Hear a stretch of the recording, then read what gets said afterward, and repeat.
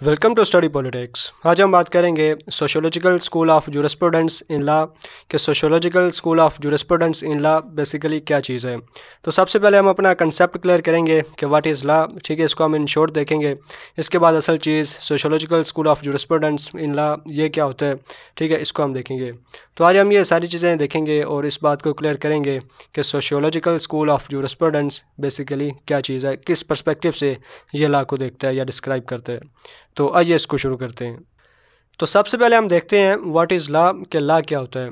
इससे पहले मैं ये ऐड कर दूं कि इस पे मेरी अलग से वीडियो भी है, वो आप डिटेल के लिए देख सकते हैं। अगर आपने वो देख लिया है तो आप ये हिस्सा स्किप कर सकते हैं और डायरेक्ट आगे वाली स्लाइड पे जा सकते हैं। तो ये सिर्फ सीक्वेंस बनाने के लिए मैंने इसको इसमें ऐड किया है। तो सबसे पहले हम इसकी डेरिवेशन देखते हैं। तो लॉ का लफ्ज़ जर्मनी ज़बान के लफ्ज़ लैग से निकला है, जिसका मतलब है समथिंग फिक्स्ड और अनचेंज्ड। इसका मतलब ये हुआ कि लॉ कोई ऐसी चीज़ है जो कि फ़िक्स्ड होती है या अनचेंज्ड होती है, आप उसको तब्दील नहीं कर सकते। ठीक है, तो ये तो इसकी डेरिवेशन होगी। अब इसकी प्रॉपर डेफिनेशन की बात करते हैं। तो हॉलैंड इसको डिफ़ाइन करते हैं कि law is a general rule of external actions. ठीक है, एक्सटर्नल एक्शंस इसमें हमें enforced by sovereign political authority, जिसको सोवरन पॉलिटिकल अथॉरिटी एनफोर्स करती है। तो इसमें की पॉइंट है एक्सटर्नल एक्शंस। ठीक है, तो हॉलैंड कहते हैं कि law is a general rule of external actions. अब एक्सटर्नल एक्शन से क्या मुराद है कि जिस तरह हमारे कुछ इंटरनल एक्शंस होते हैं जो हम अपने ज़हनों में सोचते हैं, हमारी किसी के बारे में राय, हमारे अंदर कोई हसद, कीना, बुग़्ज़, जेलस, ये जो सारी चीज़ें हैं। इसके अलावा हमारी जो सोच होती है, कोई कम्युनिस्ट आइडियालॉजी है, कोई कैपिटलिस्ट आइडियालॉजी है, कोई सोशलिस्ट है, कोई कौन है। तो ये जो हमारे जहनों के अंदर चीज़ें होती हैं, हमारा जो इनर है, इसके बारे में लॉ को कोई सरोकार नहीं है। लॉ देखता है हमारे एक्सटर्नल एक्शंस। ठीक है, अब एक्सटर्नल एक्शंस में वो हर एक्शंस आते हैं जो हमारे बाहर से होते हैं, कि जब भी हम किसी दूसरे के साथ इंटरेक्ट करते हैं, बात करते हैं या उसके साथ इंटरेक्शन में आते हैं, तो जो भी हमारे एक्शंस होते हैं वो सारे एक्सटर्नल एक्शंस होते हैं। मैं अगर किसी को हार्म करता हूँ, कोई मुझे हार्म करता है, मैं किसी की प्रॉपर्टी को नुकसान पहुँचाता हूँ, तो ये सारी की सारी चीज़ें हमारे एक्सटर्नल एक्शंस में आती हैं। तो हॉलैंड के मुताबिक लॉ जो भी होगा, ठीक है, वो एक्सटर्नल एक्शंस के बारे में होगा, enforced by sovereign political authority, और जो सोवरन पॉलिटिकल अथॉरिटी होगी वही उसको एनफोर्स करेगी। अब सोवरन से क्या मुराद है, सोवरेनिटी क्या होती है, इस पर भी मेरी अलग से वीडियोस हैं, वो आप डिटेल के लिए देख सकते हैं। इन शॉर्ट ये कि सोवरन वो बंदा, वो शख्स होता है जिसके पास अल्टीमेट पावर होती है। ठीक है, यानी सोवरन के बाद कोई ऐसा बंदा नहीं होता जो फैसले लेता है या जो स्टम्प्स लगाता है कि ठीक है ओके। तो सोवरन आखिरी बंदा होता है जिसके पास अल्टीमेट पावर होती है। तो सोवरन पॉलिटिकल अथॉरिटी से मुराद, जिस तरह आज के दौर में हम मिसाल लेते हैं बरतानिया की, वहाँ पे क्वीन है, तो क्वीन बेसिकली वहाँ पे सोवरन है। बरतानिया में क्वीन के बाद कोई ऐसा बंदा नहीं है जो कि क्वीन से ज़्यादा पावर रखता है, लिहाजा क्वीन ब्रिटेन के अंदर सोवरन है, सोवरन पॉलिटिकल अथॉरिटी है। तो हॉलैंड के मुताबिक बरतानिया के अंदर जो क्वीन है, ठीक है, सिर्फ वही enforced by sovereign political authority, सिर्फ वही लॉस को एनफोर्स कर सकती है। ठीक है, और सिर्फ एक्सटर्नल एक्शंस के बारे में।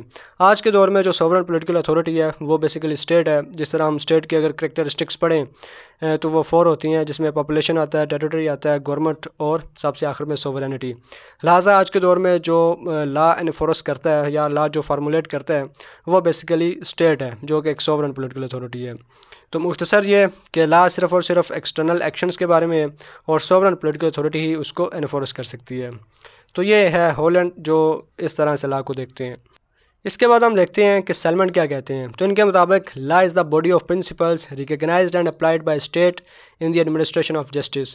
तो in the administration of justice, इंसाफ के मामलात में law is the body of principles, ये सुलह ज़वाबत की राइट्स एंड ड्यूटीज़ की बॉडी है, recognised and applied by state. अब यहाँ पे उन्होंने डायरेक्ट स्टेट का लफ्ज़ इस्तेमाल कर दिया है कि स्टेट ही इसको रिकग्नाइज़ करती है और स्टेट ही इसको अप्लाई करती है इन द एडमिनिस्ट्रेशन ऑफ जस्टिस।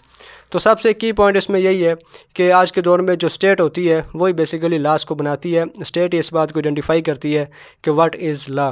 तो जब स्टेट ये कह रही है कि लॉ क्या होता है, तो इसका मतलब स्टेट ने इसको बनाना भी है और एनफोर्स भी करना है। तो ये था सैलमन के मुताबिक लॉ क्या होता है। तो इन दोनों डेफिनेशंस की बेस पे हम कह सकते हैं कि law is a general rule of human conduct, यानी इंसान जो काम करता है, कौन से काम, ओनली एक्सटर्नल एक्शंस, उसके सिर्फ जो बाहर वाले काम है उसका ये एक रूल है, फ्रेम्ड बाय स्टेट, स्टेट ही इसको बनाती है, and enforced bye it's coercive power. ये इसमें नई चीज़ है कि स्टेट ही के पास वो अथॉरिटी होती है, पावर होती है कि अगर कोई लॉ को फॉलो नहीं करता तो उसको पनिश किया जाए, ठीक है। तो स्टेट के अलावा किसी दूसरे के पास ये अथॉरिटी या पावर नहीं है। तो ये एक नया फीचर है स्टेट का कि स्टेट ही लॉज को इन्फोर्स करती है और स्टेट ही लॉ को फार्मूलेट करती है। इसको हम पावर ऑफ सैंक्शन भी बोलते हैं, ठीक है, कि जब कोई लॉ को फॉलो नहीं करता तो उसको पेनल्टी दी जाती है।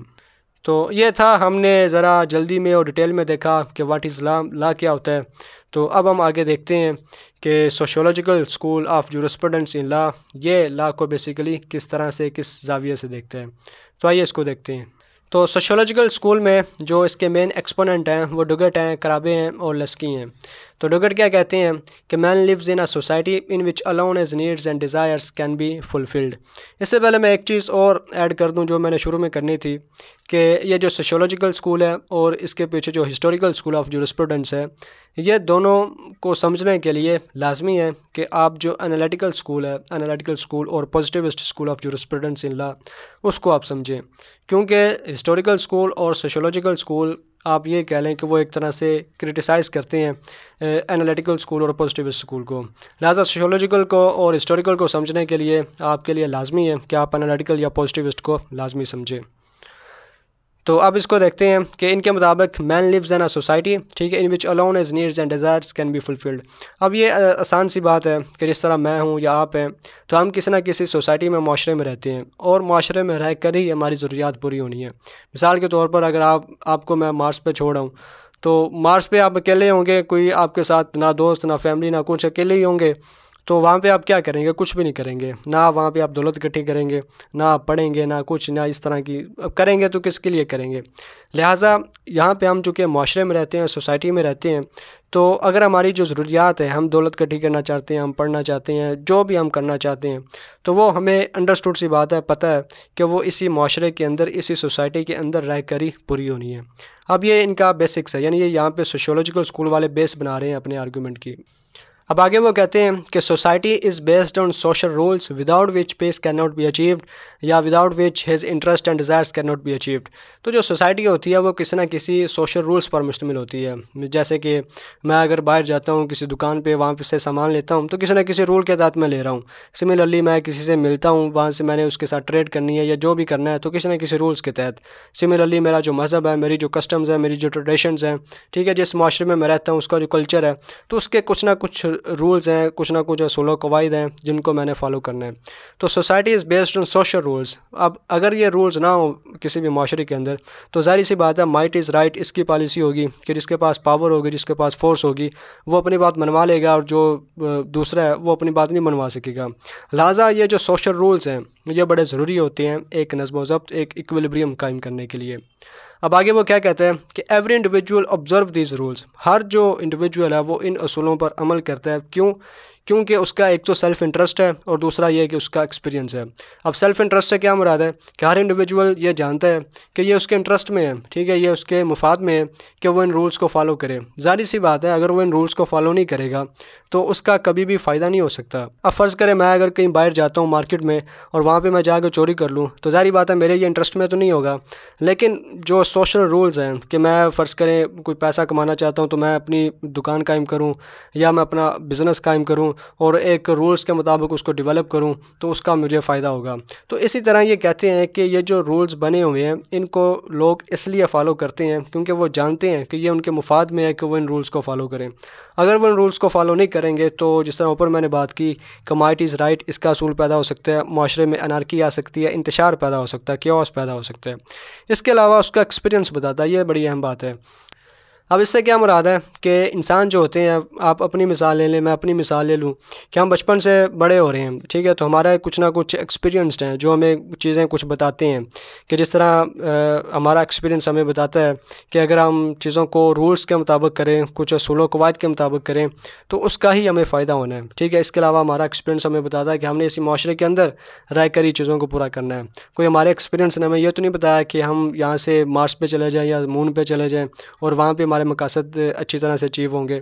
इसी तरह इस माशरे के अंदर रहकर भी हम जो काम कर रहे हैं तो हमने लोगों के साथ इंटरेक्ट करके ही करने हैं, और वो उस इंटरेक्शन में हमने कोई दो नंबरी तो नहीं करनी। ज़ाहिर बात है दो नंबरी करेंगे वक्ती तौर पर फ़ायदा होगा, लेकिन लॉन्ग रन में तो हमें उसका कभी फ़ायदा नहीं हो सकता। तो इसी तरह इंसानों का जो एक्सपीरियंस है वो उनको बताता है कि भाई आपने इन रूल्स को फॉलो करना है। इसी तरह उसका अपना सेल्फ़ इंटरेस्ट उसके अपने ज़ाती मुफाद में आ जाता है कि इन रूल्स को फॉलो करना है, और इनको फॉलो करके ही वो अपनी ज़रूरियात को और अपनी डिज़ायर्स को पूरा कर सकता है। अब इनका आ जाता है आर्गूमेंट कि नॉलेज और awareness of social needs and rules is the real source of law. जिस तरह एनालिटिकल स्कूल वाले कहते थे कि जो सोर्स ऑफ लॉ है वो सोवरन है, ठीक है, यानी सोवरन जिस तरह मैंने पीछे बात की कि वो शख्स जिसके पास अल्टीमेट अथॉरिटी है। तो बरतानिया के अंदर कोई नहीं, आज के दौर में अगर हम यहाँ पर भी देखें बरतानिया के अंदर भी हम कह सकते हैं कि स्टेट है, स्टेट की अगर आप करैक्टरिस्टिक्स देखें फोर्थ उसमें एक सोवरेनिटी आता है। तो जो स्टेट होती है ये बेसिकली सोवरन होती है। तो एनालिटिकल वाले कहते हैं कि लॉ का जो सोर्स है वो सिर्फ़ और सिर्फ सोवरन के पास है, सोवरन के अलावा कोई लॉ को नहीं बना सकता। इसी तरह जब हमने हिस्टोरिकल स्कूल देखा तो हिस्टोरिकल वाले कहते हैं कि नहीं, लॉ का सोर्स सोवरन नहीं है बल्कि लॉ का सोर्स हिस्ट्री में है। आप सोशल कन्वेंशंस देखें, रिलीजन देखें, कस्टम्स देखें, ट्रेडिशन देखें, वहाँ से आपको लॉ का सोर्स मिलेगा। अब सोशोलॉजिकल वालों ने नई बात कर दी, ये कहते हैं कि नॉलेज और awareness of social needs and rules is the real source of law. कि जब इंसानों को ये पता चल जाता है, ठीक है, उनके पास ये नॉलेज आ जाता है, उनको इतना शऊर आ जाता है कि ये सोशल नीड्स हैं एंड रूल्स हैं, ठीक है, जिनकी वजह से हमने आगे बढ़ना है, ठीक है, जिनको लेके हम अपनी डिज़ायर्स को, अपनी ख्वाहिशात को पूरा कर सकते हैं। तो जब उनको ये नॉलेज मिल जाता है, जब उनको ये अवेयरनेस आ जाती है, तो यही सोर्स ऑफ लॉ बन जाता है। अब आगे जिस तरह मैंने लिखा है कि स्टेट डज़ नॉट क्रिएट दम, स्टेट ऐसा नहीं है कि उसे बनाती है। जिस तरह हमने ऊपर बात कर ली है कि स्टेट भी सोवरन है और स्टेट लॉस को बनाती है, जो एनालिटिकल स्कूल वाले कहते हैं। तो अब ये कह रहे हैं कि स्टेट डज़ नॉट क्रिएट दम, स्टेट ऐसा नहीं है कि लॉस को बना रही है, बल्कि बट फार्मूलेट दम, स्टेट सिर्फ उनको फार्मूलेट करती है। मतलब क्या हुआ कि लॉ पहले से बना हुआ है, स्टेट सिर्फ उसको फार्मूलेट कर रही है to preserve the social solidarity और इंटीग्रिटी या सिक्योरिटी, जो भी आप कह लें। तो इनके मुताबिक जब लोग आपस में इंटरेक्ट कर रहे हैं, इंटरेक्शन फ़र्ज़ करें मैं बाहर निकला, मार्केट गया और वहाँ से मैंने कोई चीज़ परचेज़ करनी है, तो कोई चीज़ मैंने देनी है और कोई चीज़ मैंने लेनी है, तो इसके लिए मुझे कुछ ना कुछ रूल्स चाहिए। तो सोशियोलॉजिकल वाले इसी पॉइंट को हाईलाइट करते हैं। वो कहते हैं जब ये सोशल नीड पैदा होगी कि आपने इंटरेक्शन के नतीजे में कुछ लेना है, कुछ देना है और ये एक रूल चाहिए, तो ये सोर्स ऑफ रूल बन जाता है जो आपकी इंटरेक्शन होती है, ठीक है। ऐसा नहीं है कि स्टेट बैठी पार्लियामेंट के अंदर अवामी नुमाइंदे बैठे और उन्होंने लाज बना दिए, बल्कि जब उसकी नीड पैदा हुई, ठीक है, इंटरेक्शन के नतीजे में, तो फिर ला बना। इसके अलावा social ties are come from society and not from state, कि जो सोशल टाइज़ होती हैं, ज़ाहिर सी बात है माशरे के अंदर जो हमारी टाइज़ हैं, हमारे जो ताल्लुकात हैं, वो सोसाइटी से ही आते हैं, चूँकि सोसाइटी में हम रहते हैं, स्टेट से तो नहीं आते। लिहाजा जो सोसाइटी होती है वही सोर्स ऑफ लॉ होती है, क्योंकि सोसाइटी के अंदर हम इंटरेक्शन करते हैं और वो इंटरेक्शन बेसिकली इस बेस फ्राहम करती हैं, सोर्स फ्राहम करती हैं किसी भी लॉ का। इसके बाद सबसे ये पहला आर्गूमेंट था, ठीक है। ये दूसरा आर्गूमेंट है। अगेन पहले एनालिटिकल स्कूल को देखें। एनालिटिकल स्कूल वाले का पहला आर्गूमेंट के जवाब में तो उन्होंने क्या दिया, पहला क्या था कि जो सोवरन है वो सोर्स ऑफ लॉ। तो ये कहते हैं नॉलेज और awareness of social needs and rules is real source of law. Analytical school वालों का दूसरा आर्गूमेंट ये था कि force is the essence of law, ठीक है। What can not B enforced is not law, कि कोई भी ऐसा लॉ जिसके पीछे पावर नहीं है, पेनल्टी नहीं है, वो लॉ ही नहीं है। यानी कोई ऐसा लॉ कि वो लॉ है और कोई उसको फॉलो ना करे तो उसके सज़ा ना दी जाए, तो वो कहते हैं ये कोई लॉ ही नहीं है।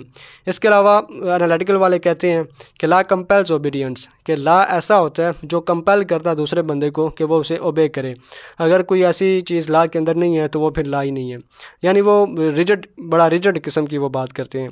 इसके अलावा वो सैंक्शन की बात करते हैं कि स्टेट के पास चूँकि ये पावर होती है कि लॉ को कोई फॉलो नहीं करता तो उसको सज़ा दी जाती है, तो ये पावर ऑफ सैंक्शन है स्टेट की। अब सोशियोलॉजिकल वाले क्या कहते हैं?